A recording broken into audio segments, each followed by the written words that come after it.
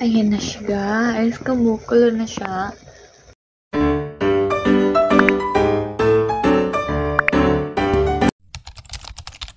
Hi guys! Good morning! Ayan, kagigising ko lang. At magluluto ako ng, hindi ko alam, halo-halong gulay na parang bulang-bulang. Basta, alagyan ko lang siya ng tubig, asin, paminta. Tapos, garlic, wala kasi akong onion. Tsaka malunggay. O, tingnan nyo. Ayan, anong luto yan? Hindi ko alam kung anong luto yan. Basta inahalo-halo ko lang yan eh. Ito pala yung libas na sinasabi ko. Ayan. Ganito yung tsura niya. Dahon lang siya pero maasim yan. Tapos, ayan, lalagyan ko ng malunggay. Wala kasi akong onion, so yun lang. O, diba? Ewan ko kung anong klaseng luto to, pero ginalo-halong gulay. Ang tawag sa amin dito, lawag eh. Hindi ko alam sa inyo. Pero parang bulang lang siya. Lalagyan ko siya ng kalamansi sa huli. Ayan, para may lasa naman. Tapos, lalagyan ko siya ng sili. Ay, tanggal. Ito pala yung sili. Ayan, maliit siya. Ayan, hindi ko alam pag sa mga probinsya, ganito eh.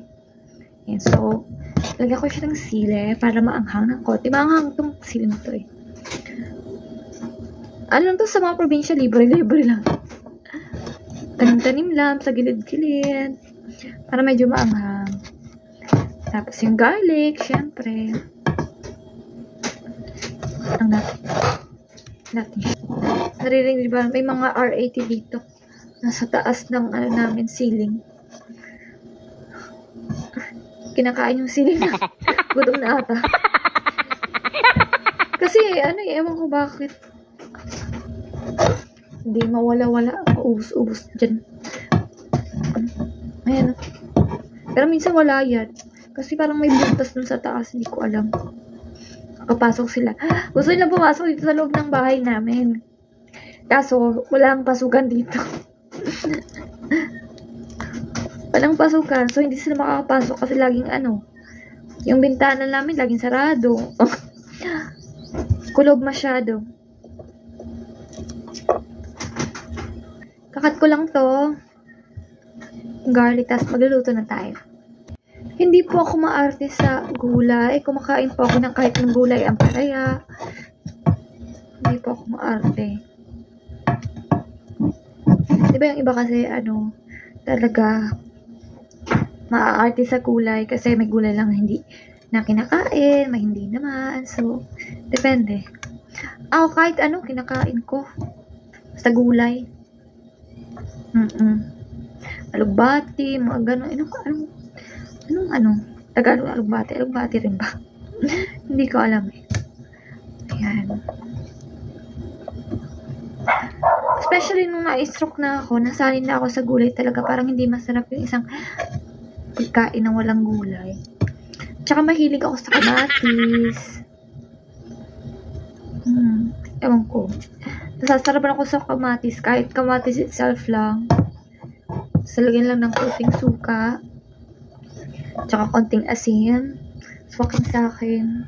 Dati mahilig ako sa usawan. Kamatis nilalagay ko tsaka sibuyas. Tsaka toyo. Kaso ngayon walang tayo sa usawan.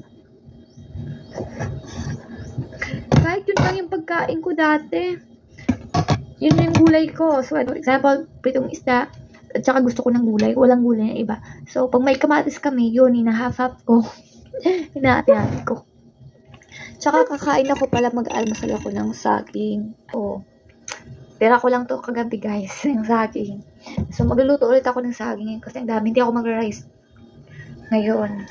So ayan, lagyan ko lang to ng mga pampalasa. Yung pampalasa ko lang asin konti at saka paminta. Yan lang.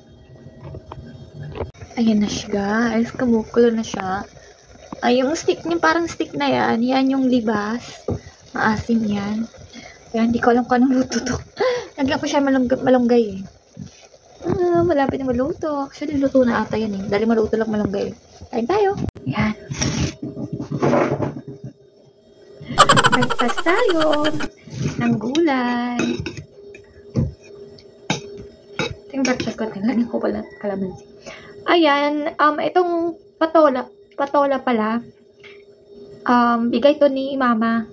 Tsaka organic to sigurado kasi syempre hindi sila naglalagay ng mga kung ano-anong spray doon. Tanim nila to eh. Tsaka mag-harvest na silang pechay. Sabi ko, uy, bigyan niyo ako ng pechay. Kasi organic din ang pechay nila. At tsaka yung ano pagtawag doon? Marami daw silang, hindi ko alam, bell pepper, hulagtog ang tawag sa amin. Pero yung pahaba, hindi siya yung bell pepper na pabilog, parang capsicum din. Haba siya. Sabi ko, bigyan mo ako. Kasi ang sarap nung nilagay sa, ano din, sa ganito. Masustansya din.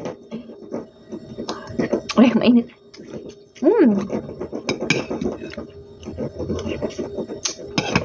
Sarap siya, guys. Sakto-sakto lang.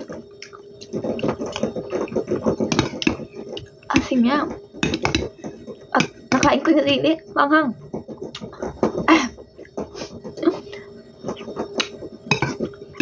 Ang okra, kasi nagpapababa pa ng sugar ng okra to eh. Kita niyo. Sorry. Ito pala yung ano, patola. May isa pa akong patola, yun ang gagawin ko. Gisain ko mamaya. Ito, ngayong umaga, hindi muna ako nagisa. Para walang oil, tapos mamaya ng gabi. Okra, tapos malunggay.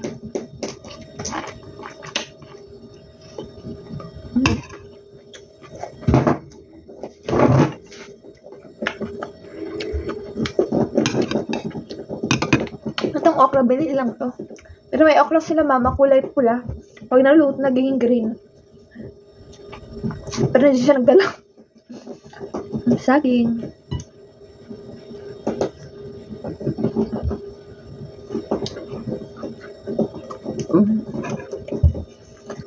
Gabi pa yan eh. Magluluto ako muna ng saging ulit.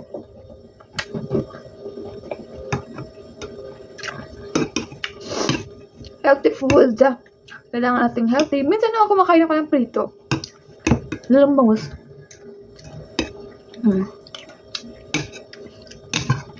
So, ganun.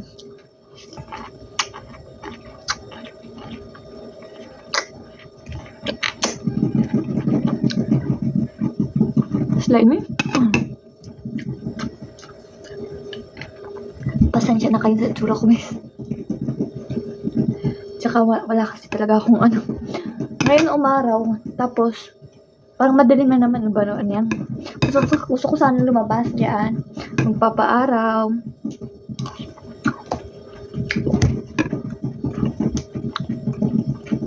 Maingay talaga yung RET sa taas. Parang gusto niyang pumasok dito.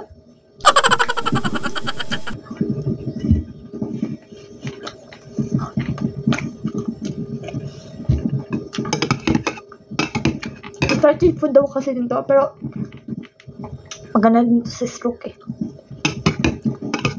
Dahan-dahan naman. Hindi ko talaga kaya mag low carb kasi yung mga kinakain ko gulay.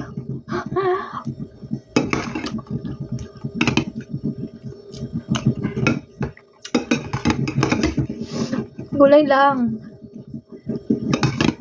Pero syempre, kumakain din ako ng tofu para sa protina, di ba?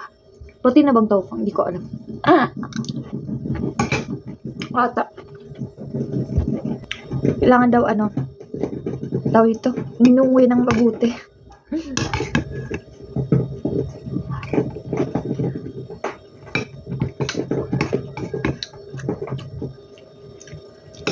Maasim-asim siya dahil sa lagay kong ano, kalamansi at nilagay ko tawag dito. Yung isa? Libas, hindi ko alam kung anong tawag doon sa Tagalog. Basta nilalagay namin siya sa mga sigang, sa mga tinola, tsaka fresh dahon lang siya, so wala siyang preservatives. Nagpakuha ako na marami sa mama ko kasi dyan, naubos ko na. Wala na, pero dun sa kabila marami daw, so marami siyang kinuha. Sabi ko kala ako mag-i-stack ako dyan. Nakain ko ata yung kalamansi. Buto ng kalamansi.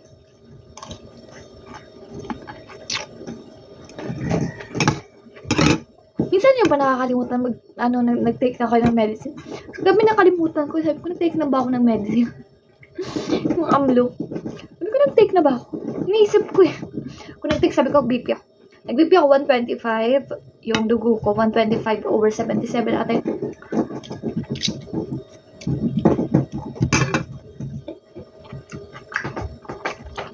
Parang kampante pag matulog. Kasi, inatake ako 11 PM ng gabi. At saka dapat tayo matulog maaga. Ako sa totoo lang, natulog ako kagabi ng mga 10 na. Pero sorry, natulog ako 9. As 9 and kagabi 10 na. Sige, gising ako kanina mga 5:30.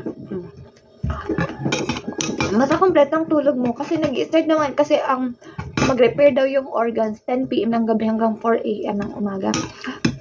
So, kailangan matulog tayo ng ganong oras. Pahinga. Kailangan kompleto yung tulog mo.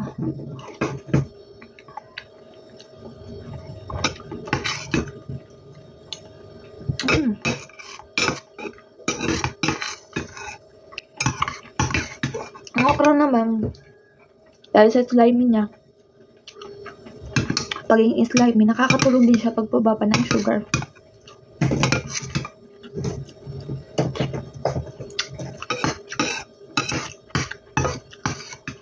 So, wala naman tayong asyete ngayon.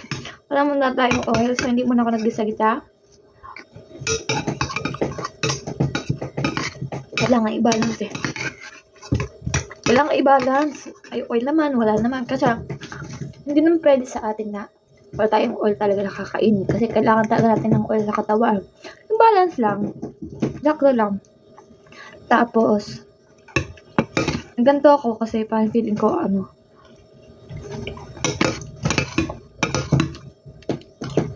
dami-dami akong oil. Kasi, kumain ako ng prito eh.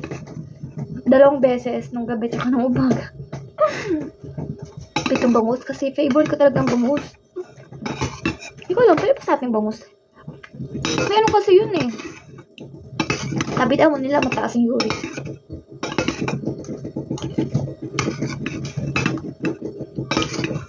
Comment down below naman kayo. Maraming sasabihin hindi pwede daw yung bangus ganyan. Kasi mataas yung uric.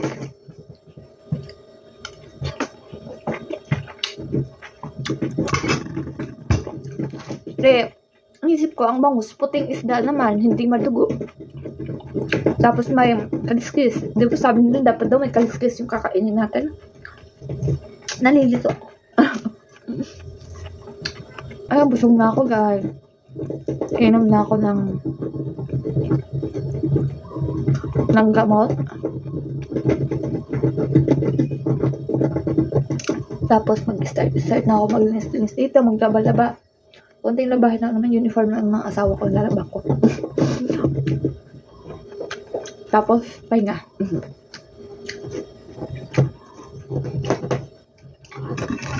Pinakita ko lang sa inyo yung pinasal ko. Sarap ng sabaw. Inumin ko. Sarap ng sabaw. Ulaw-ulaw. Gato yung kulay niya kasi ang dami niyang paminta, guys. Pwede kasi ako sa paminta. Tsaka mahilig ako sa panghangin, sakto lang.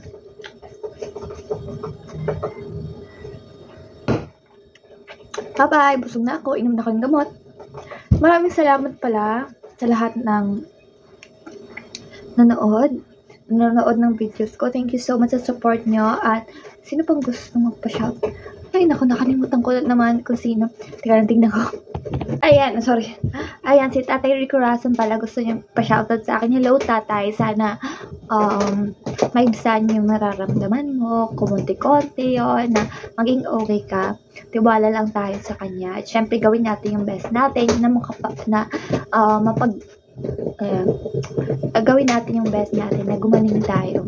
Alam ko naman na ginagawa yung best mo. Yun lang talaga medyo may times talaga na syempre nahihirapan tayo. Pero kaya mo yan, tatay. At si tatay may pinagdadaan kasi siya. Hindi lang siya stroke, guys. Meron siyang ibang sakit din na pinagdadaanan. Kagaya ko, ganun din ako. Pero sa inyong lahat, guys, mga ka-stroke ko, alam ko na may pinagdadaanan din yung iba sa inyo. Hindi lang talaga tayo lumalaban sa stroke natin, sa pagiging stroke. Lumalaban din tayo sa ibang bagay. Alam ko yan. At tiwala lang tayo sa kanya. Pray lang din tayo. Natulungan niya tayo. At syempre, gawin natin yung best para sa ating sarili din with his help. Ayan, tsaka lagi tayo manalangin sa kanya. Yun lang ang masasabi ko, guys. Kung sino man yung pinagdadaanan, hindi naman kayo nag-iisay kasi andyan siya lagi para tumulong sa inyo. Kailangan mo lang kumatok sa kanya para buksan kanya. Parang ikaw umuna sa kanya. Alam niya naman na kailangan po. Pero mag-ano ka na, kailangan mo ng ganito, ganyan. Mag-pray ka na mabigyan ka ng ganito, ng ganyan. Pero kailangan din tulungan mo yung sarili mo. Ganon. Kasi andyan lang siya lagi and we are not alone. Alam ko yan. Kasi, guys, dito sa mundo, hindi naman tayo permanente. Ang best ko yung sinasabi sa inyo. Hindi ko lang sinasabi to kasi okay ako. Na medyo okay ako. Kasi ang totoo, hindi pa ako okay. Hindi pa talaga. Siguro na sa 70% pa lang ako. At magto 2 years na ako. Minsan nawawalan din ako ng pag-asa, pero andyan siya lagi. Mag-pray, magbasa ka lang ng mga word of God. At may enlighten yung ulo mo. No? Yung utak mo. Parang yung sa sarili mo, kaya mo to. Kasi hindi naman to binigay sa atin na hindi natin kaya. Alam ko naman na kaya natin to. At andyan siya para tulungan tayo.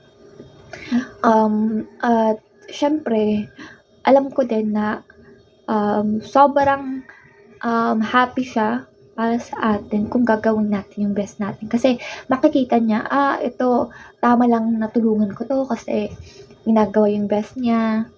Ganon. Alam ko naman na nagkasakit tayo ng ganito dahil din sa atin, sa kasalanan natin dati.